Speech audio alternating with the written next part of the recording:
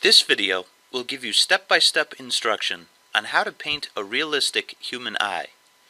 Just follow my step-by-step instructions and pause the video at the end of each step, and you will surprise yourself with the end result. Let's begin. Step 1. Draw the almond shape and the U shape to begin your eye. Please note that I'm using a regular pencil on canvas paper. Many painters prefer to use a charcoal pencil for when they draw their underdrawing, since the charcoal will blend into the paint. Step 2.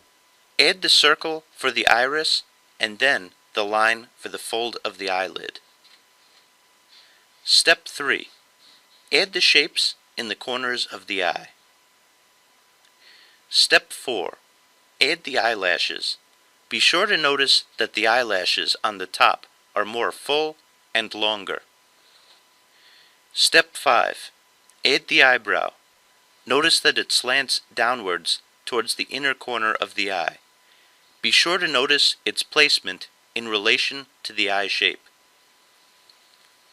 Now it's time to paint. I chose a simple palette with very common colors, such as lamp black, titanium white, ultramarine blue, cadmium red, cadmium yellow, and green earth. For the next section, pause the video every 30 seconds and observe the image on the screen. Also, be sure to listen to the hints that I give you as I narrate. Okay, so here we go. I'm using some cadmium red and cadmium yellow first. That's going to give me a nice orange color. And our skin, of course, is not orange, unless if we're on Jersey Shore. Sorry, Jersey Shore fans. And you can add a little bit of green to that. So the green earth, add a little bit to that to kind of mute it down. Add some more white and black, see what happens, and you should have a nice range of flesh tones at the top. When I say add white and black to it, you don't want to totally contaminate the color that you just created, but pull it off to the side. You do your mixing, so that you have a little bit of everything. You don't want to mix it all into one color. You want a whole range of colors. So that's your goal with that. I'm working my way from the outside to the inside. I find it easiest to do that. I covered over some of the eyelashes that we drew in, but if you notice, if you look really hard, you could still see the outlines of them. And I'm going to use that information as we go on. So I did a kind of a thin layer, that I could see through for the first layer of paint. I'm doing this all in one sitting. Sometimes when I do more detailed paintings, I'll do additional layers, but this is a nice quick study that we're doing today. So try to do it in one sitting. It should take you about an hour. It took me about that. That was a colored pencil that you saw. Anytime that you see that you feel that you can't get a straight line, you can use a colored pencil. I use Prismacolor pencils. There's also another brush with a very thin but long hair at the tip, and that's also great for detail work. I did not have one on hand though today, so I used the color pencil.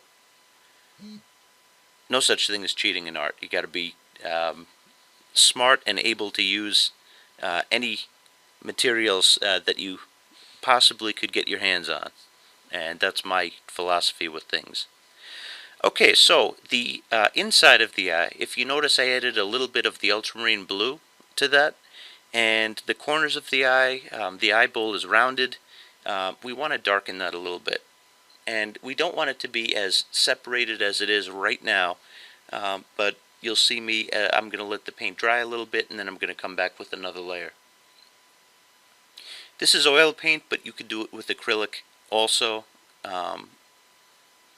You'll find that the acrylic dries a lot faster. I like the drying time of the oil.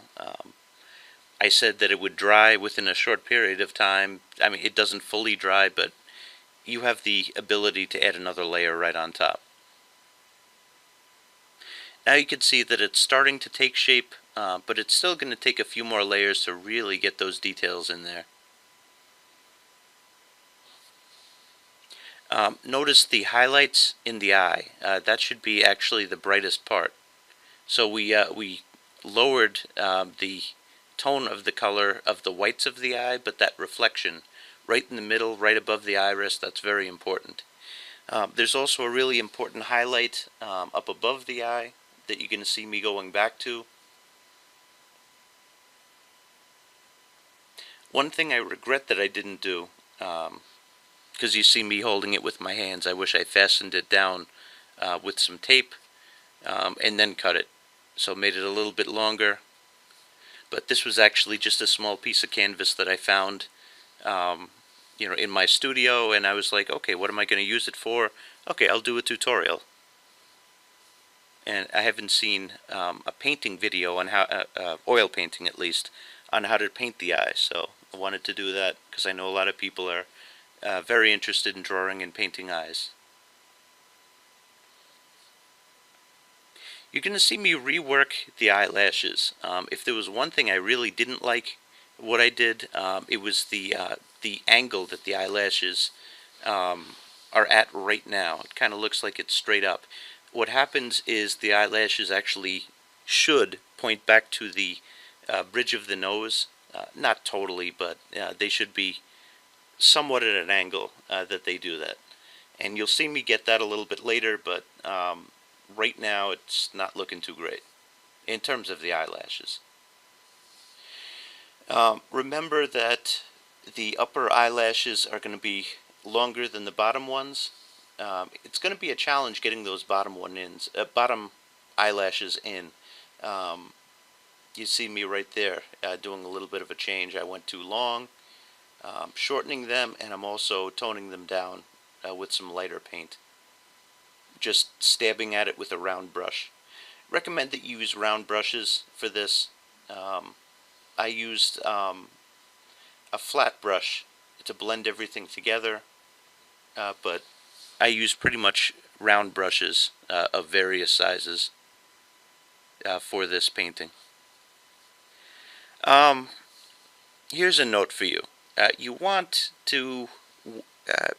your tones of the painting to be somewhere, I would say, neutral in terms of tone and chroma, because you want the green of the eye to pop, or whatever color you choose. That should be the most colorful part, so you don't want the color to be too bright around it. For instance, that red that I just added, watch how I tone that down, because I don't want it to compete with the green. Also, in terms of the tones that are there, you want your highlights to pop. You want them to like really come out at you. So, you want the skin tone to be somewhat grayed down. And when it's neutral, then you could create the highlights right on top. But if it's high in tone, you're going to have trouble doing that. Some of you might find painting easier than drawing. I actually found it to be that. And I actually learned to paint before I learned to draw. So if you're scared of painting, I recommend that you experiment. It's not as bad as you think. You could always cover over your mistakes. That's the greatest thing about painting. Anyway, I hope that you learned from this video. Thank you for watching.